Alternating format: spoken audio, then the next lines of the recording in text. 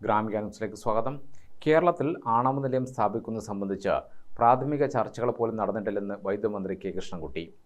കൽപ്പകത്ത് thorium ഉപയോഗിച്ചുള്ള generator പ്രവർത്തിക്കുന്നത് പഠിക്കാനായി KSEB സംഘം പോയിരുന്നു.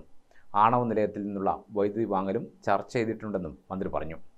അതേസമയം സംസ്ഥാനത്തെ വൈദ്യുതി പ്രതിസന്ധി പരിഹരിക്കാൻ പകൽ സമയത്തെ വൈദ്യുതി ഉപഭോഗത്തിന് മാത്രമായി വൈദ്യുതി നിരക്ക് കുറയ്ക്കാനും രാത്രിയിലെ പീക്ക് സമയത്തെ വൈദ്യുതി ഉപഭോഗത്തിന് നിരക്ക് വർദ്ധിപ്പിക്കാനും ആലോചിക്കുന്നുണ്ടെന്നും മന്ത്രി പറഞ്ഞു.